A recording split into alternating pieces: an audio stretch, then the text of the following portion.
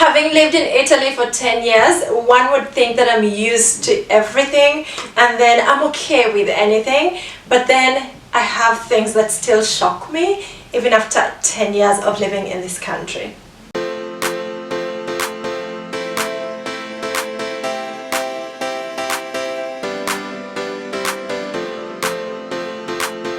Hello, welcome to my channel. My name is Hilda Gloria. Thank you so much for tuning in. I share content about life in Italy, studying in Italy, fashion and style. So if you love those, make sure you don't miss my next videos by hitting the red subscribe button down below. Make sure you hit the notification bell, that way you are notified every time I post a new video. Now, I recently posted a video about 10 things that I've learned in Italy. I've been here for 10 years now. This video is like the contrary of 10 things that still actually shock me and irk me every time they are done or every time they happen in this beautiful country. Number one is the attitude of public servants, especially in places where you go for bureaucratic processes, like where we go to renew our permits, the post office, the comune. Their attitude is still the same. Like, things haven't changed. Like, they're always so sad. They're not very happy to do their job. They're not willing to give, you know, adequate information. They always give half information so that you can always go back.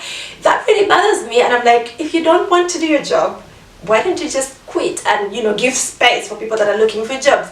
You find people sulking, for example, in an office, or just not wanting to attend to you, or giving you an attitude basically, and I'm like, really? It's been 10 years and I cannot get used to this.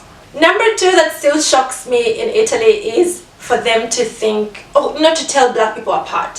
So when they meet you and they're like, oh, where are you from? And I'm like, oh, I'm from Uganda.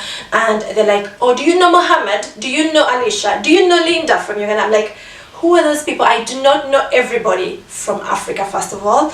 I do not know everybody from Uganda. They'll be like, Mustafa is a friend of mine from Senegal. I'm like, I don't even know everybody in my village. How do you expect me to know everybody in Uganda and go cross borders, go all the way to Senegal, which is on the western part of Africa, and I am from the eastern part of Africa. I don't know everybody from Africa. I don't know everybody from Uganda. And they'll actually be shocked. They'll be shocked. They'll be like, oh, but he's black like you. I'm like, yeah, there might be a handful of black people in Milan, and it looks like we all know each other, but we don't. Number three is related to number two. It is confusing me with other black people. This is mainly with my ex-colleagues. They'll be like, hi, for example, if they're referring to somebody else, they'll be like, hi Julie, I used to work with a friend of mine called Julie, and she has short hair like me. And one day, one of our bosses was like, oh, hi Julie to me. I'm like, I'm not Julie, first of all.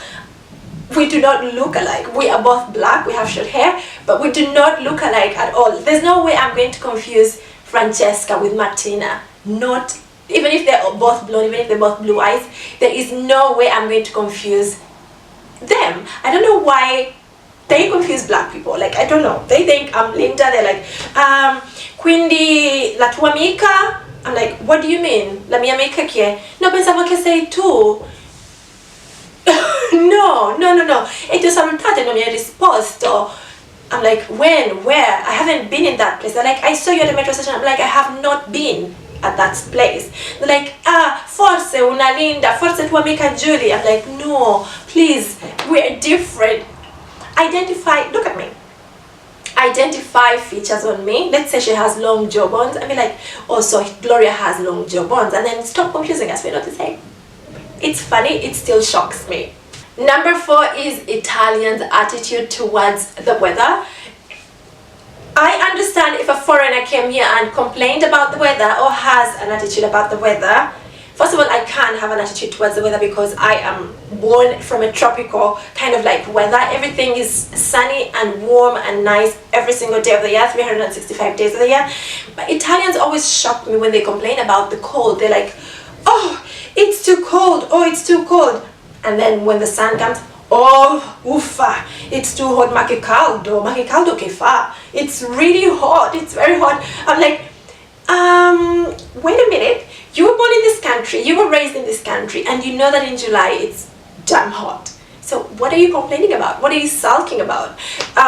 Recently in Milan, there's no autumn and spring. It comes for like, let's say a week or two and then disappears. And they're always like, oh, November is going to be, if for example, autumn or winter delays, they're like, oh, this winter is going to be really bad. It's going to be very hot. That is like, let's say October. End October, it starts to freeze. Everybody's like, oh mamma mia, che freddo che fa, questo si amalerai, mamma mia. They always complain and I'm like, what is wrong with you? Can you stop complaining? Like literally they complain if it's hot, they complain if it's cold, they complain if it's sunny. Oh my goodness, when is it going to ever rain? It's too dry, the quality of the air. And then when it rains, oh, I can't wait for it to shine. What do you want? Italians, what do you want? Next usually comes from a group of people that maybe have not been so exposed or have not traveled to Africa. Every time I complain about the heat in July and August, that is their summer, they're always like, it must be so hot in Africa, it must be hotter than this in Africa, so why are you complaining about the heat in Milan? And I'm always like, it's a different kind of heat. It is hot all year round, but it's a different kind of heat. It's not as humid.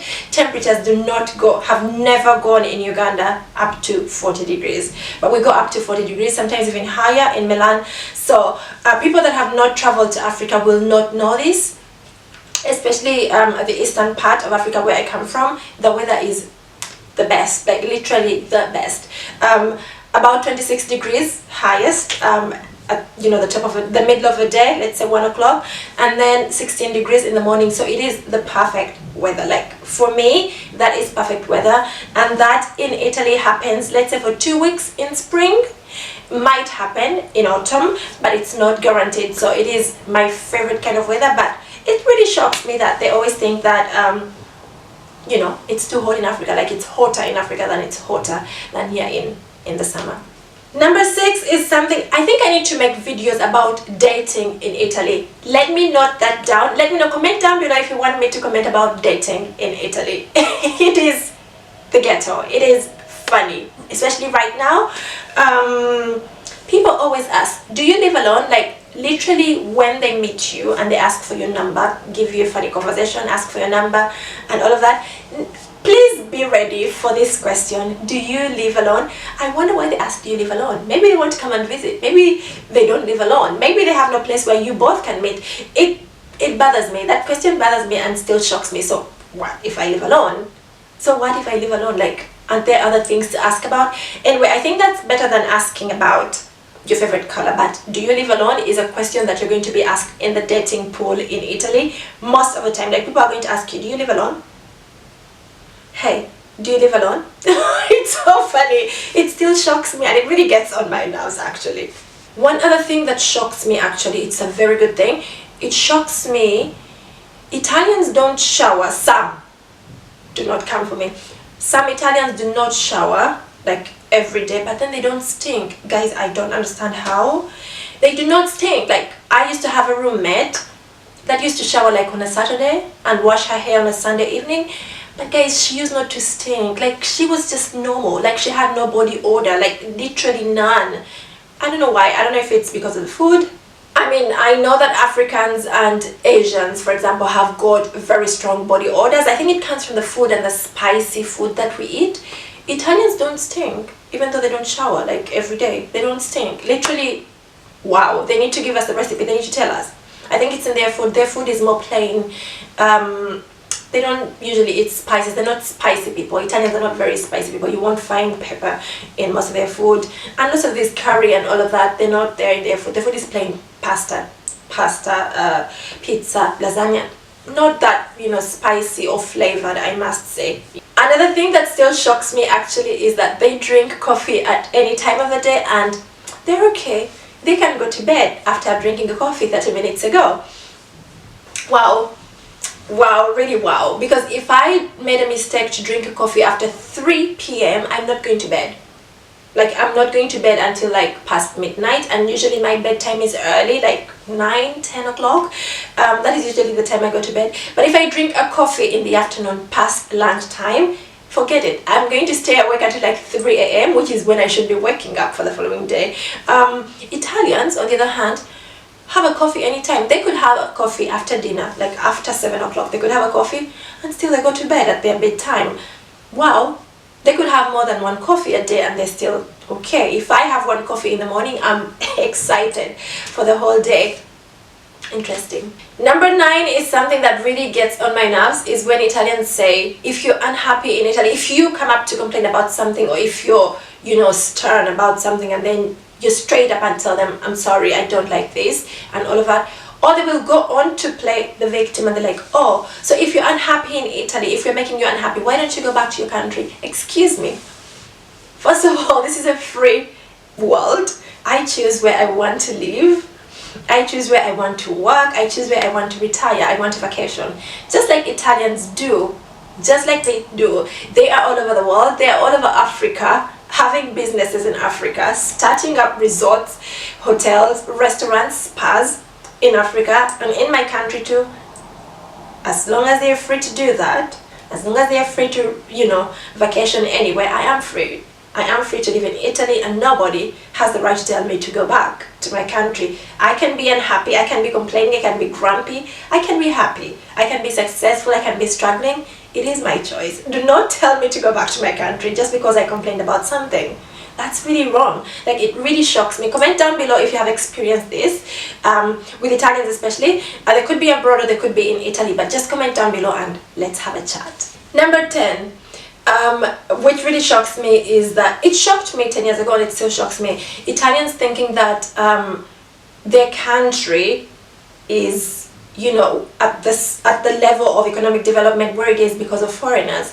Now, if you don't know, Italy is one of the most, I think, the poorest European economies in Western Europe. We all know that Europe is divided into Eastern and Western. Western is the wealthy part, and then the Eastern is the one that is still coming up, developing.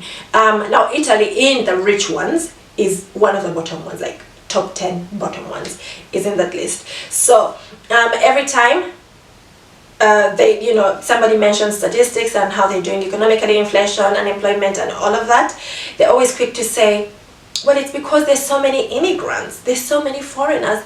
Well, let me tell you what immigrants and foreigners bring to this country. They bring a new culture, they bring new experiences, they bring taxes. We work here. It's not even my country, but I'm paying my taxes here. So I work and live all my money here. I invest in this country. I pay people. Like, I'm paying my landlord right now. He wouldn't have an income if I wasn't here renting his apartment. Like, we contribute a lot to the economy, more than we actually take out.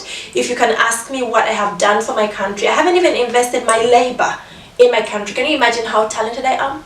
Can you imagine how skillful I am? Can you imagine how innovative I am? I am investing all of that in Italy, and then somebody comes to say that the economy is struggling because of me. I think I'm lifting this economy a bit.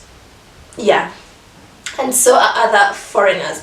I think Italians are just sad that there's an increased, Italy is going towards a diversity shift. It's trendy, I must say. Right now, everywhere people are trying to hire as many foreigners as possible. During staff meetings, they would usually say, oh, for example, we have Gloria from Uganda, and people would clap their hands. Okay, but let me tell you, they are sad that you are being hired where they should have been hired, or where their children should have been hired, or they're just racist people and they just don't want you to be in that position. Not all of them, I must stress. Some of them will come up to you and say, see, for example, this is not working well because so-and-so is the one in charge, referring to a foreigner, and that's not okay. It still shocks me up to today that even if you're a team, like one foreigner and like 10 Italians, they'll always point at you in case there's a mistake, and always take the praise when there is, any good news. I'm like, that's very funny. It's funny and it's shocking. It still shocks me up to today. It's been 10 years and these things still shock me. Comment down below if you have any things that still shock you in the culture where you're living. If it's not your home country, you could have migrated to anywhere else in Europe, America, Australia, wherever, or from those countries to Africa. Just let me know things that shock you. Comment down below. Let's chat in the comments. My name is Hilda. Don't forget to subscribe. I'll see you in the next one. Bye.